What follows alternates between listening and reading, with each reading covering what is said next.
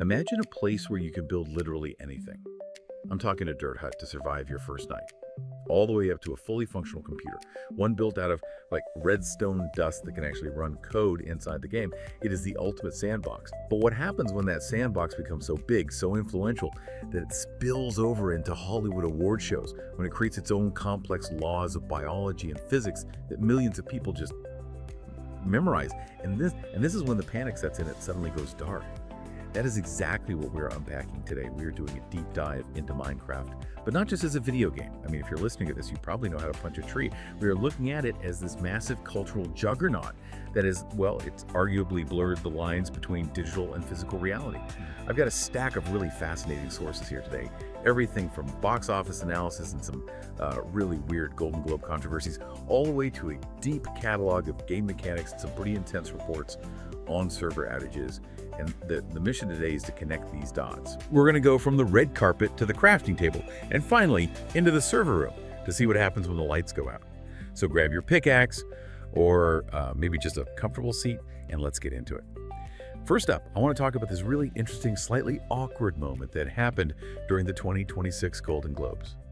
It's a perfect example of how the world is, well, it's struggling to categorize things like Minecraft. You had this moment where the announcers, Mark Malkin and Kevin Frazier, were on stage, and they dropped this stat that sounded absolutely incredible. They claimed that the top 5 highest grossing films worldwide for the year 2025 were all animated. Now, stop and think about that for a second. On the surface, that sounds like a huge victory for animation, right? Just a complete takeover, a changing of the guard. But here is where it gets really interesting and a little controversial. That statement wasn't entirely true. And unpacking why it wasn't true actually tells us a lot about how Hollywood views digital worlds versus real ones. Okay, let's look at the numbers, because the nuance here is, it's fascinating. The top 2 films were definitely animated, no question. You had Nizha 2 from China, which was an absolute monster, pulling in over $2.2 billion. And you had Zootopia 2, sitting at $1.6 billion. No arguments there. Those are cartoons, in the traditional sense. You know it when you see it. But then you get to the rest of the top 5. You have Avatar, Fire and Ash, the live-action Lilo and Stitch, and of course, a Minecraft movie. Now, if you're watching these movies, your brain sees computer-generated imagery. You see blocky sheep, you see blue aliens riding flying creatures, you see Stitch causing chaos. To the average viewer, it looks animated, it feels animated. But according to the Hollywood Foreign Press Association, the folks behind the Golden Globes, these do not count as animated films. And they actually have a very specific, somewhat rigid rulebook for this. To compete in the Best Animated Motion Picture category, a film has to be at least 75% animated. And the primary work of that 75% has to be done by an animator. Hand drawing, stop motion, or pixelation. This is where the distinction gets blurry and honestly a little philosophical. Take Avatar, for instance. You look at the Na'vi and they are digital. But Garrett Warren, the stunt coordinator for the franchise, has been pretty vocal about this whole debate. He argues that if you have a human actor on all fours acting like a wolf, and then you layer digital effects over them, that is not animation, that is acting. It's a human performance captured by a computer. So in the eyes of the industry, the soul of the character is human, even if the skin is digital. It's a fascinating line in the sand. So even though a Minecraft movie is visually distinctive, everything is a block, the world is grid-based. It's technically considered live action, or a hybrid, because of the human actors and the way it's filmed. It creates this weird category of film that doesn't quite fit in either box. It's too cartoonish for Best Picture usually, but too live action for Best Animated Feature. Speaking of a Minecraft movie, can we just take a second to appreciate the sheer absurdity of the cast and crew for this thing? Because it really speaks to how weird and wonderful this franchise is. You have Jared Hess directing. If that name sounds familiar, he's the guy who gave us Napoleon Dynamite. So right off the bat, it's not going to be a typical blockbuster. It's going to have that quirky, slightly awkward energy. And then the casting. Originally, the role of Steve, the iconic, silent protagonist who has been a blank slate for players for over a decade, was going to go to Matt Berry, which would have been hilarious in a very different way. Can you imagine Steve with that booming theatrical voice? But instead, we got Jack Black. And honestly, Jack Black running around punching trees is a vibe all its own. And here's a fun detail from the production notes that I absolutely love. In the movie, before he becomes the blocky legend we know, Steve's real-world job was a doorknob salesman. I love that. It's so mundane, it's so delightfully boring compared to the rest of the movie. You go from selling doorknobs to fighting dragons. It's the ultimate escapist fantasy. And then you have Jason Momoa, who plays a character named Garrison, but his nickname in the movie is the Garbage Man. I mean, they really leaned into the campiness of it all. The film was shot in New Zealand, which is famous for its stunning, sweeping landscapes, think Lord of the Rings. But the production team had the massive challenge of taking that natural beauty and making it look like the blockiest place on Earth. They had to impose the grid onto nature.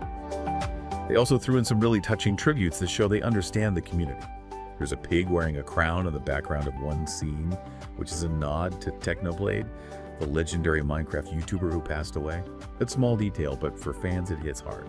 And there's a cameo by DanTDM, another huge content creator. It's clear they were trying to honor the people who actually built the culture of the game. But just to put a bow on the awards talk, even with all that box office money and the confusing categorization, the actual Golden Globe for Best Animated Motion Picture went to K-pop Demon Hunters, which, by the way, set streaming records on Netflix.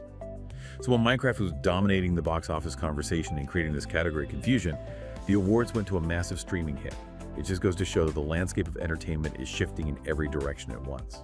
Okay, so that's the Hollywood side of things. It's messy, it's rich, and it's arguing over definitions of what is real and what is animated. But let's pivot. Let's go from the red carpet to the actual game code. Because as messy as Hollywood rules are, the rules inside Minecraft, the blocky logic, if you will, are even weirder, and arguably more important to the people who play. I went through a massive list of trivia and mechanics for this deep dive, and some of this stuff is just delightful. It really highlights why people get so obsessed with this world. It's not just a game, it's a simulation with its own biology, physics, and history. Let's start with the history. We all know it's a juggernaut now, but back in 2009, when Marcus Notch Persson created it, it was just called Cave Game. Simple, effective. Sounds like something you play on a calculator. But the most famous face of the franchise, the Creeper, that green exploding nightmare that has ruined countless houses, wasn't even supposed to exist. It was a coding mistake, a bug. Notch was trying to create a pig, but he messed up the dimensions in the code. Instead of a horizontal animal, he got a vertical one. He looked at this tall, weird thing, probably thought that looks weirdly unsettling, slapped a green texture on it, and made it explode. Think about that for a second. In most industries, a mistake like that gets deleted. It gets fixed. In Minecraft, the mistake became the mascot. It teaches players right from the start that chaos is part of the creative process. You build something, a green monster blows it up, you build it again.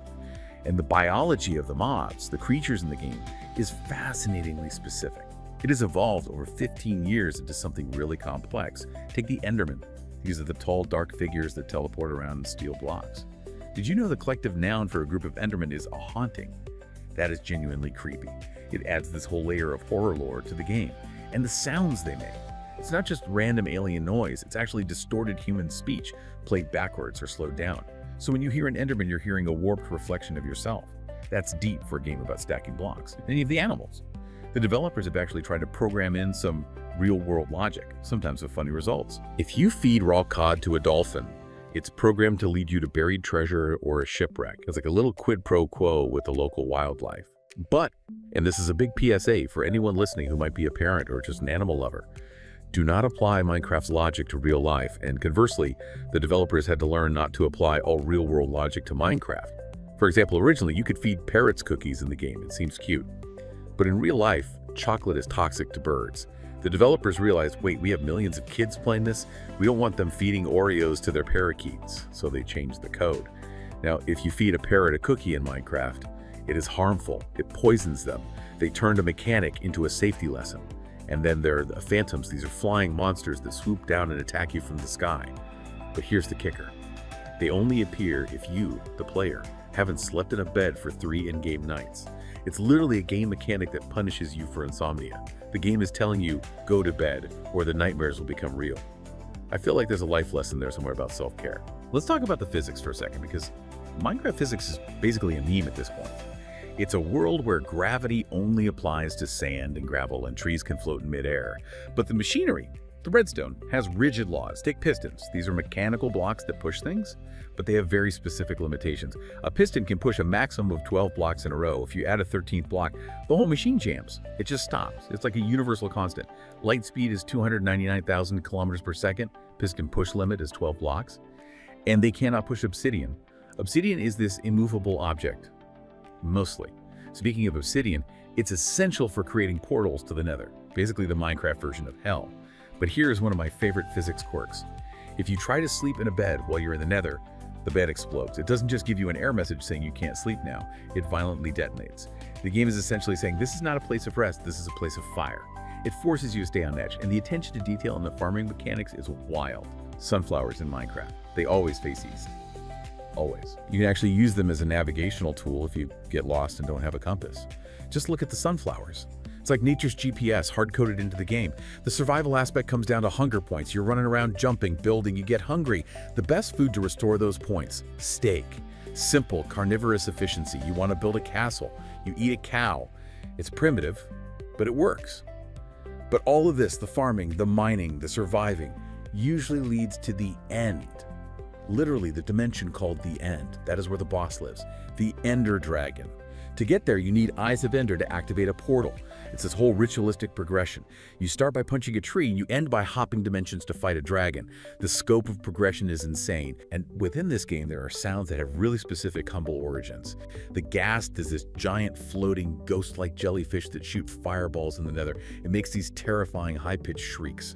You want to know what that sound is? It's a recording of the sound designer C418's cat. I love that. You have this terrifying monster that represents the dangers of the underworld, and it's actually just a cat that was probably annoyed about not getting fed. It pulls the curtain back in such a charming way. There is also a mob called the Warden. It has the highest total health in the game, making it an absolute tank. But it's blind. It hunts by vibration, so if you walk, it hears you. If you break a block, it hears you. You have to sneak past it. It turns the game from an adventure into a horror movie real quick. It changes the genre of the game just by existing. So think about what we've covered so far. You have this rich, complex world. You have Hollywood fighting over whether it counts as animation. You have players memorizing that pistons push 12 blocks and sunflowers face east. You have a shared reality that millions of people understand. But then the screen goes black. You get an error message. Error 502. Error 504. This brings us to the third part of our deep dives, the technical reality of maintaining a world this big. Because for all the magic, it runs on servers. And specifically, we have to talk about Realms. For those who don't know, Realms is a subscription service that lets players host private worlds for them and their friends. It's supposed to be the easy, always online way to play. You pay a monthly fee, Microsoft hosts the server, and you and your buddies can build your city whenever you want. But recently, there's a massive outage. And the reaction to this outage really shows how deeply integrated this game is into people's lives. It wasn't just, oh, well, I'll play something else. It was genuine distress. It was grief. Reports started flooding in on tracking sites like Down Detector. Players were getting booted out. They couldn't load their worlds. And the social media reaction was intense. I saw one user post, quote, "Minecraft Realms is down and I am ruined." Another one said, "Not enough dopamine." Now, you might chuckle at that. Ruined seems like a strong word for a video game not working. But let's dig a little deeper into that sentiment. People were tracking the specific dates of the outages like they were documenting a natural disaster. They were listing them off. January 10th, January 18th, February 1st, February 7th. They were demanding apologies and refunds from Mojang, the developer. Why such a strong reaction? Because for a lot of people, this isn't just a game. It is their third place. It's their social space. It's where they hang out with friends who might live across the country or across the ocean. It's where they spent hundreds of hours building that castle or that computer made of redstone. When the server goes down, it's not just a game turning off, it's a place disappearing. Imagine if your local coffee shop or your park just vanished into a void for 3 days. You'd be upset, you'd feel ruined. Technically, these outages are usually caused by server overload or maintenance issues. Error 502 basically means the server is acting as a gateway and got an invalid response. It's a communication breakdown in the data center. But emotionally, it's a lockout. It highlights the fragility of the digital playground. We tend to think of these digital worlds as permanent. The blocks are there, the castle is there. We treat them like physical objects. But ultimately, it all relies on a server farm somewhere staying cool and having power. When that cuts out, the illusion breaks. The resolution drops to 0. So what does this all mean? Why does this matter? We've looked at the Hollywood glitz, where they can't decide if a blocky man played by Jack Black is animated or live action. That debate shows us that the line between digital performance and human performance is evaporating. We've looked at the game logic, where coding errors create iconic monsters, and cats provide the voice acting for demons. This shows us that we have created digital ecosystems with rules just as rigid as gravity, and we respect them. We learn them, we live by them. And we've seen the fragility of the technology that holds it all together. The server outages remind us that this entire universe exists at the mercy of a power switch. The big takeaway for me is that Minecraft has ceased to be just a game. It has become a shared environment. It has its own rules of nature. It has its own weather patterns. Except instead of rain, the weather is server maintenance. It's a place where millions of people agree to suspend their disbelief and live by the rules of the block. They know that obsidian is hard, that lava burns, and that you never look an Enderman in the eye. They know these things just as instinctively as they know to look both ways before crossing the street. And this leads me to a thought I want to leave you with today. A little provocation to chew on. We are seeing movies like Avatar and Minecraft, blurring the line between what is filmed and what is generated. We are seeing games with biology so complex that players have to learn the dietary habits of digital dolphins. So if a movie could be live action while being 90% CGI, and a game can have a living, breathing ecosystem that people mourn when it goes offline, are we approaching a point where the distinction between the sandbox and reality isn't about what is real and what is fake? Maybe the only difference left is simply a matter of resolution. Is reality just the server that never goes down? Something to think about the next time you see a sunflower facing east. Thanks for listening to this deep dive, and I'll catch you on the next one.